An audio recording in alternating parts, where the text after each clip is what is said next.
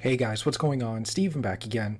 So I think you guys know what time it is. It's time for every single Warhammer 40k faction explained part 2 by Bricky. Here we go. Hey all, this is part 2 in a 2-part series on the Warhammer races. If you haven't seen part 1 yet, we do the Imperium of Man. Awesome In the video. description, and I highly recommend you watch that to get context for this episode. If you already have, go ahead and keep on watching. So after an entire episode of nothing but humans, we can now talk about chaos, which involves humans again. A little bit less. We also got More demons humans. Shit. I just felt someone grab my ass. What? Like hard, Nick. So, as I've mentioned many times before, we've Ghost discussed Adventures. the warp, the immaterium, the hellish landscape, the purgatory dimension realm between the material realm of our existence. Now, in the warp, it's terrifying, horrible. There are demons everywhere. Things are crazy. All your minds and thoughts and emotions get projected there. It is both formless and empty. It is vast and tiny. It obeys the laws of time and physics while simultaneously does absolutely nothing of the sort. It is a hodgepodge and a culmination of just unknowable, eldritch, horrifying shit. And there are 4 gods that permeate in... There used to be 5 until Games Workshop lost the license to one of them. Some of their stuff used to still be around. I don't know if it still is or not. But there was the Sons of Malice Chaos Space Marine chapter. There was the Dread Axe, which was, you know, a weapon you could give a Chaos Lord, or a Demon Prince, which I did. Yeah, I cheesed him out, you know, because monstrous creature, you get no armor saves. Dread Axe gave you no invulnerable saves.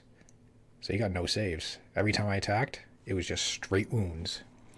And I think in Warhammer Fantasy, I think Scrag the Slaughterer followed Malice, whatever you want to call it, which was the 5th Chaos God. So I think some of that stuff still float around. I don't know if it still does or not, but back in my day, it used to. Chaos and the warp. These are the 4 major chaos gods. And if we wish to learn about chaos, we need to learn about each and every single one of these chaos gods. First up, we have Khorne, and he is the easiest. Khorne is your classic Satan. Blood for the blood god. He is all about anger, murder, fighting, is blood, that Scarbrand in the you ever back heard there? Term, blood for the blood god, skulls for the skull throne? That's Khorne. The whole idea is that he is all about the fury and strength of battle. He doesn't care where blood comes from so long as blood is flowing. He wants to fight and murder and carnage and slaughter and death. That is Khorne. Very simple to understand. Next up, you have Tzeentch, and Tzeentch is the god of change. However, the god of change, it's permeates in so many different other ways. He's the most eldritch of all the demon gods. He has this weird way to always be plucking at the strings of the universe. He's always conniving and scheming and doing his best to cause as much bullshit as he can. He deals in magic and psychic. Tzeentch is unknowable. Everything that makes sense, he will and won't do. Every future and setting and every type of destiny or fate is all foretold and also changeable. It is set in stone while also completely random. He knows what everything is going to happen and also that none of it's going to happen. You would ask Tzeentch a question. That question leads to 3 more questions. And those questions lead to the heat death of the universe, which asks 4 answers to those questions. Kind of sounds like a psychiatrist. He thinks to himself, what are questions even really? And are you even asking the questions? Or are you simply giving paths to answers and other horseshit? Tzeentch is just, I'm gonna fuck with stuff. He is yes and he is no. He is the understanding and he's a psychiatrist. He is unknowable, and that's what the God of Change is about. Very bizarre, and he likes birds a lot. I don't know why. Next up, we got Papa Nurgle. Papa Nurgle, he loves you for who you are. Probably not. He will murder you just the same. But Papa Nurgle is about rot, pestilence, death, and decay. He is the extra end toughness of everything. Him and Tzeentch do not like each other very much because where Tzeentch represents change and adjustment, Nurgle represents stagnation and death. Wait, what? Let me go back a second. Is that true? He will murder you just the same. But Papa Nurgle is about rot, pestilence, death, and decay. He is the end of everything. Him and Tzeentch do not like each other very much because where Tzeentch represents... Really? Because I thought Khorne and Tzeentch did not like each other, unless this isn't fantasy, but I'm pretty sure this goes with all of them. But I'm pretty sure Khorne doesn't like Tzeentch because Tzeentch uses magic and ranged abilities, where Khorne is right up close, you know, hand-to-hand combat.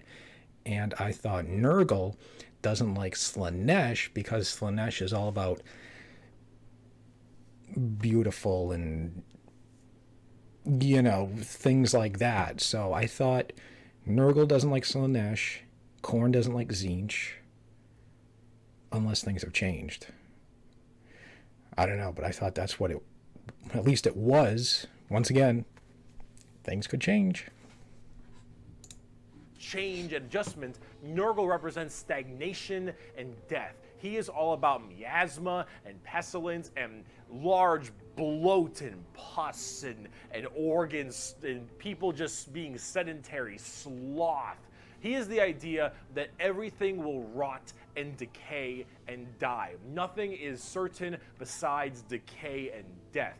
All of us will end up the same way, and broken down through just sheer never-ending decomposition. Plague bearers. So the Those joke things are that pretty Nurgle good. always loves you is generally because of that, because we all end up the same. We all rot, and we all die and wither.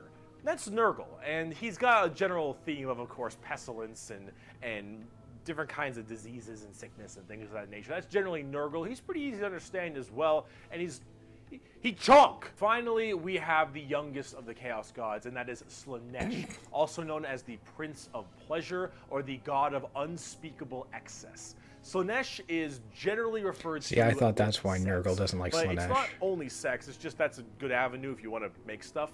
Slaanesh is just the idea of the senses of the body being cranked to not just 11, but more like 17. See, we'll discuss Slaanesh a little bit more when we talk about the Eldar, because they done fucked up, but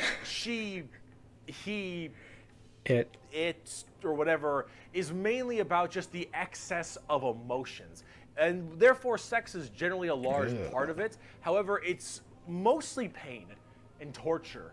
Lots of pain, torture, but sometimes sexually related or drug related. Lots of drugs. Lots of drugs. Slaanesh gets off on everything. Extremes in happiness, extremes in sadness, extremes in pain and sadism and masochism. And of course, that goes along with the sex part of it as well. It's generally referred to with sex because of the color scheme. Sex, drugs, and rock and roll. Lots of exposed genitalia. A lot of their models have like exposed nipples and stuff. And that is generally the theme you go for from a physical side, but it really embodies everything. Mainly pain and also the excessive amounts of emotion. So when it comes down to it, you'll find a lot of them have things like spikes or whips or any kind of BDSM style gear because it is unspeakable excess, the Prince of Pleasure. Everything in excess to the point where it is just sheer frightening. That is Slaanesh in a nutshell. A little bit bizarre and a little hard to describe sometimes. A little bit bizarre. But as we talk more about the Dark Eldar layer in this video, you'll understand it far, far better and far more than you'd want to. Now you might be thinking, why would anyone ever want to join Chaos? They all look horrifying, screwed up, and just frightening things, right? Well, the thing is that, of course, one, your mind is put into the warp and the immaterium, so you can be easily swayed by chaos demons when they get into your head, especially if you're a psyker. Sometimes regiments of the less mentally strong people, whether they be civilians or, say, low-level guardsmen or conscripts, can be easily swayed by this and become chaos cultists and stuff, and they serve their dark gods and whatever god they personally prefer. However, and this might seem strange, chaos in their own right isn't necessarily evil. See, the warp is every manifestation of emotion and being, every soul, everything of existence. This includes all the good things. All the different chaos gods have another side to their coin. Khorne might be death, murder, slaughter, slaughter, but he's also got this weird sense of survival of the fittest, trial by combat, and honor. Khorne will never lie to you. Khorne will never stab you in the back. Khorne isn't about conniving and scheming. Khorne is about straight up mono, you versus me, get in the ring, we're gonna murder each other hard right now. Okay, It may not be well, a good thing at the end of makes the day, sense. but it is that other side of the coin. Him and Zeech generally don't get along because Zeech is that conniving schemer, but he's also about the idea of hope. Where there is change for your predicament. There is change for your problem. The hope of the galaxy. So here we go. The Now we're ability getting into to bend the world to your will. not the like idea that Zeech. your fate is not set in stone, but in reality that you control your own destiny and can control it whenever you want. The changer of ways. That is Zeech. And of course, Zeech and Nurgle hate each other because while Nurgle does represent stagnation, death, and decay, he also represents finality. An ending. The fact that you can be mentally at peace knowing that you will end and how you will end. Fear of the unknown, fear of change is not present with Nurgle. With Nurgle, everything will rot and die, and that provides that finality, that ability that this is over. We are all the same, and we will all end the same. We know the meaning of life. The meaning of life is to live and die and rot. And with that, it brings peace of mind. Pretty much. Slaanesh is a lot more simple. While they are the excess of emotion, they are also the representation of emotion. Slaanesh embodies happiness. Slaanesh embodies excitement and joy and pleasure, not only in the sense of the physical, bam style of pleasure, but also everything else like food and drink and air on your cheek and sunlight, the feeling, emotion and feeling. All of that is also represented with the Slaanesh. god of wine and tips. So you have to ask, why are they always represented as super evil skulls and spikes on everything and want to murder everybody? I don't really got an answer for you on that one. My assumption is that because mentally humans may think worse thoughts, even if we don't act on them, and therefore they're projected in the warp more. That one's a little bit weird. I don't know. This is me spitballing right now, but I don't know. You need a super bad guy. You already got the Imperium of Man. You need somebody to be a little bit worse than them. Yeah, that's true. Demons. Honestly, who cares? I just want to buy like a bird magician. Look at him. I mean, that does So look cool. pretty damn So combining cool. all this together on the tabletop, Chaos Demons are generally very melee based. They run in, go really hard. You have lots of summoning and conjuring, tons of spells. Generally a little bit frail, but they have special saves to make them a little bit stronger. You've got giant demons and smaller demons. You got hordes of little boys and tons of big guys. Demons are as they seem. Demons. What Nurgle was is that slow. model? What was that? Oh. That one looks pretty cool. Is that a new Bloodthirster? Where was the other one?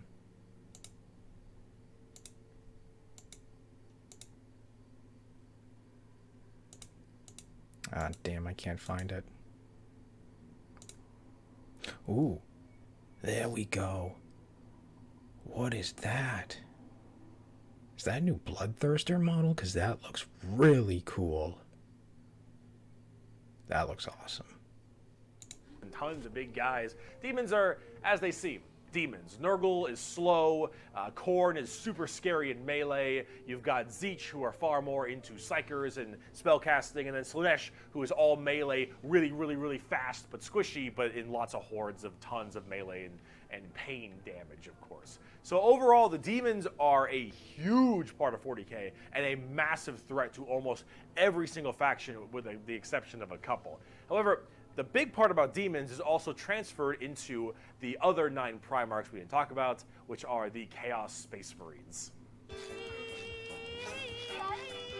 Chaos Astartes. So Horus and all of his boys, all of them in the Primarchs, they have all also become Chaos Boys, and they all have their own special Chaos Legions, specializing in so many different things, just like the Adeptus Astartes, the Angels of Death, the regular Space Marines. Chaos Space Marines aren't a whole lot different than the regular Space Marines. They have the same armor, generally the same training and toughness. They just specialize in different kinds of things. And also a lot of the Primarchs have ascended into greater is it greater demons?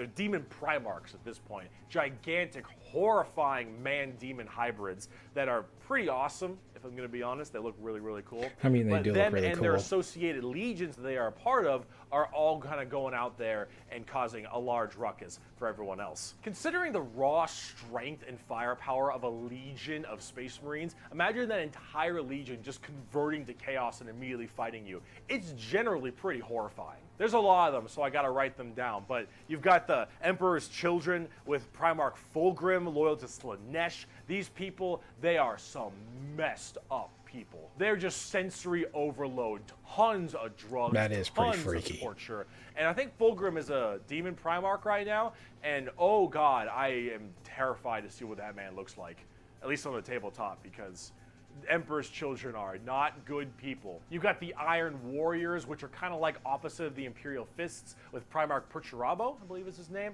They're Chaos Undivided. They just kind of serve Chaos in a general aspect instead of choosing one of the four. But the Iron Warriors are big on the siege and fortification, and they're basically entirely against the Imperial Fists and a major rival. Perturabo, I believe, is also still alive, and I'm also very interested to see what he looks like, because Demon Primarchs are badass. You've got the Night Lords with Primarch Conrad Kurz. Conrad Kurz is dead, which is good because he's a sick fuck. But the Night Lords are generally about terror, terrorizing people, and terrorism. They're generally about fear, and rightly so. You've got the World Eaters with Primarch Angron, still alive, also excited to see.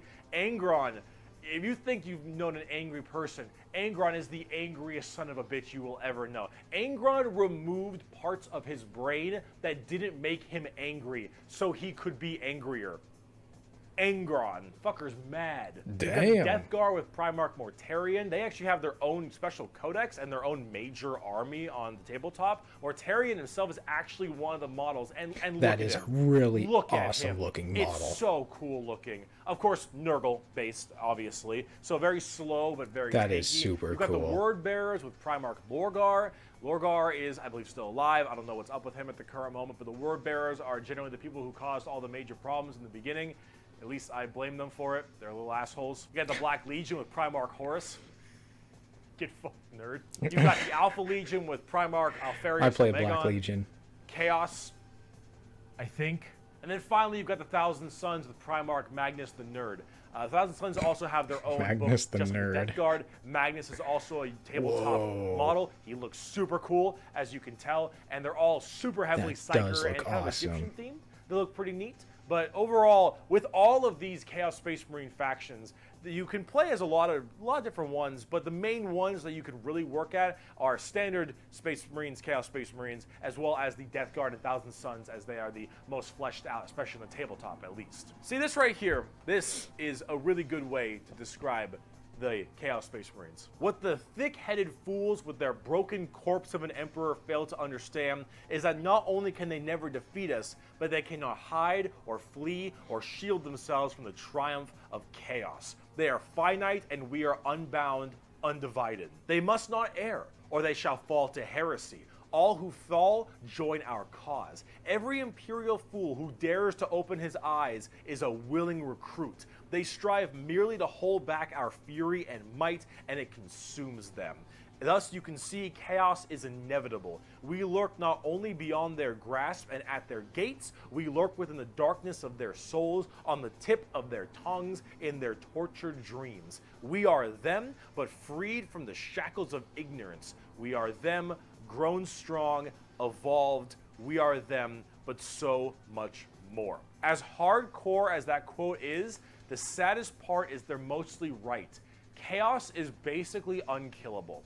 You could probably get rid of Space Marines, a decent amount, the Chaos Space Marines that is, but every soul that dies goes to the warp. Every Chaos soul will end up back in the warp. And depending on how hard you killed them, they will come back at some point. Every demon you banish will return at some point. Chaos is unstoppable. The warp is unending. And while maybe there is at some point some way to stop them somehow, the resources to do so, the requirements to do so, are so far beyond the reaches of man and the other races at the current moment that really it's just an unstoppable force that just keeps on coming and it's just barely being slowed. Chaos is by far the biggest threat. They are without number, their legions are everywhere, and yeah, they're pretty scary.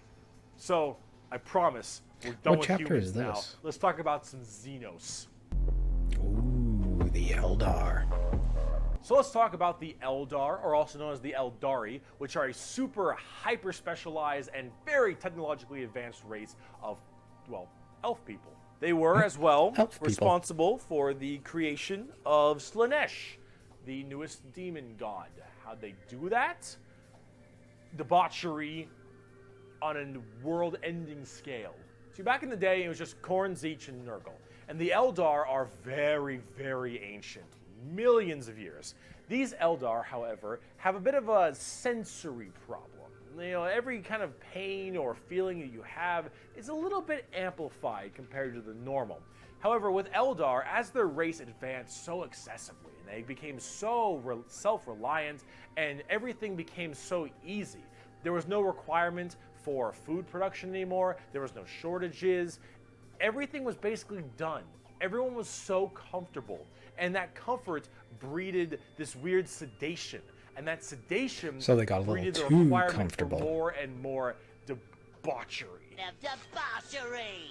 Debauchery! Debauchery! When everything you have can be so easily acquired, you will end up down this road of pure debauchery. All of the senses the Eldar had that were so powerful, things like feeling, happiness, sadness, and just evil and good, all needed to be satisfied and satiated.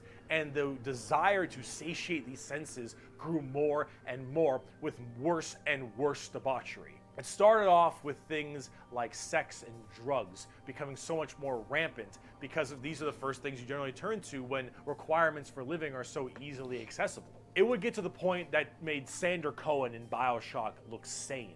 All right, this is the kind of debauchery it led to.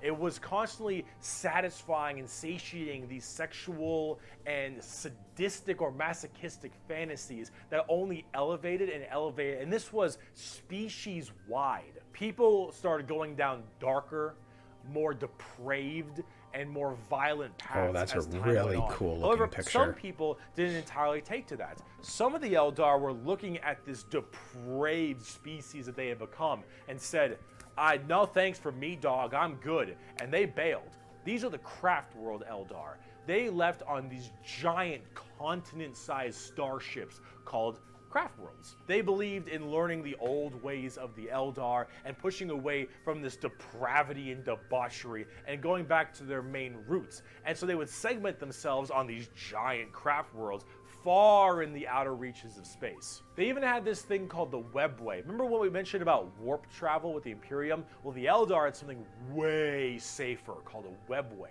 And the Eldar Webway is actually like a pocket dimension kind of thing. And in that pocket dimension, there were also more horrible, depraved groups and clans that would spend their time in there. And if you imagine the debauchery was bad already, these were debauchery X10. So all of this continued, and it bloated until Slaanesh just burst forth. All that emotion, all that mental, thought processes, I suppose, all of this in such a condensed space. Don't forget, this is all being shot, all their souls as well, into the warp. All this depravity right into the warp. So what happened? Wow, I had Boom, no idea. Slaanesh was birthed and killed off 90% of the entire Eldar population.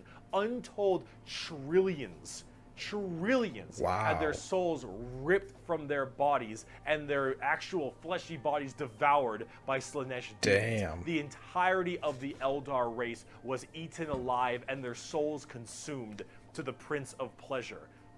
All of them got fucked up. It was so bad that it literally ripped a warp hole into the fabric of the materium called the Eye of Terror. That's literally this like quasi horrifying gateway portal from the materium and the immaterium right next to Cadia. And it is horrifying. So this Slaanesh, also known as She Who Thirsts by the Eldar, Porcadia. slaughtered the entire population except for a couple. Those in the craft worlds were actually not affected by this, as they were so far in the reaches of the galaxy. That crazy crack, that birth of Slaanesh, only affected the ones in the center. So these craft world Eldar were able to escape, but Slaanesh got their sights on them. Every time an Eldar will die, their soul doesn't just pass into the warp naturally. It goes straight to Slaanesh, craft world or not. What about those people in the webway? Well, I had no idea imagine about that that giant birth happening, but they were only able to just barely get a grasp onto you. Slaanesh was just barely able to hold on. These people are the Dark Eldar, or also known as the Drukhari. The All right, what am I at now? I'm losing my voice too. About 25 minutes. Yeah, all right. I think I will call it here for part 1. I don't know if this will be 2 parts or 3 parts. Because yeah, I don't know how long to make these videos here. You know, these are pretty long, so you know, I try to keep my videos not too long, but you know, this one's here about 25 minutes or so. So yeah, I think I'll end it here. So anyways, that was really cool. That was awesome, learning more about Chaos and Eldar and the birth of Slaanesh, and you know, obviously the Webway, but learning more about the Webway, and then Slaanesh, you know, taking on like 90% of the Eldar. That was pretty messed up. Learning about, you know, all their debauchery and stuff like that, and birthing Slaanesh, and then of course, you know, getting into, well, now getting into Drukhari, Dark Eldar, and stuff like that. That's when we're going to learn more about Slaanesh and how really messed up it is. And then, of course, all the stuff from Chaos, which was really cool. A lot of the models and stuff like that. A lot of the models are really cool looking, especially all like the demon Primarchs and stuff like that, if I can find them. Yeah, here we go. These things look absolutely awesome. Yeah, that's definitely a bloodthirster right there. That looks so cool. Man, these models look awesome. And then, of course, where is the pictures of the... Did I pass them? I think I did. Thousand Suns. I did have some of them. Those are actually pretty cool looking models. Death Guard. They were pretty cool as well. The Noise Marines. Yeah. I can't find the... yeah, I can't find the pictures of the models of the Demon Primarchs and stuff like that. Angron, that is pretty messed up. Like, taking out, like, parts of his brain, you know, that wasn't about, like, anger and stuff like that. Damn. Oh, here we go. Motarian. That looks wicked cool. That is one hell of a model. I can only imagine what the stats and stuff like that are. You know, what other special abilities he has. I think there was, like, another one somewhere. Another model of a different one. I don't know. I'm not going to go through it again. But yeah. That's pretty cool. How many other Primarchs are still alive? There's what? You know, what? Motarian's still alive. I think, what do you say? Angron's still alive. Can't remember which other ones he said was still alive, so... Yeah, like, how many Primarchs are still around? It's gotta be, like, what? 6? Between Chaos and Imperium, I think? Let me know. But yeah, anyways, that was a really good video. You know, these are really good videos. Like I said, I hope he does continue doing more 40k videos. I don't know what else he can do, you know, because he's already gone through all the factions. So, you know, what else is there left to, you know, really talk about? I guess he can kind of go into separate factions and do more deep dive videos into, you know, a certain faction, which would be cool. But yeah. But I'm looking forward to continuing this video on here with the Drukhari. That is going to be some sick and twisted stuff that we're going to learn about. I don't know how much he's really going to get into them, but yeah, there's some very sick and twisted stuff for Dark Eldar. Alright, so anyways, hope you guys enjoyed the video. If you did, hit the thumbs up button. That'd be awesome. Remember, feel free to subscribe to my channel. Follow me on social media. Links are in the description box below. And, of course, leave me all your thoughts and comments. And other than that, just stick around. Hopefully, part 2, my part 2, will be up soon. And we'll learn about, you know, Dark Eldar. I don't know what else is coming up next. Drukhari. Oh, I've seen that picture before. Yeah, it looks like more Drukhari. I think the Harlequins. Yep, those are twisted. Tyranids. What else we got? Tyranids. Orcs. Orcs. Oh, I saw Guard. And then, of course, Necrons. Yeah, Necrons. And Tau. Alright, so that's what we get to look forward to. Alright, so anyways, stick around. More videos are on the way, and I'll see you guys next time.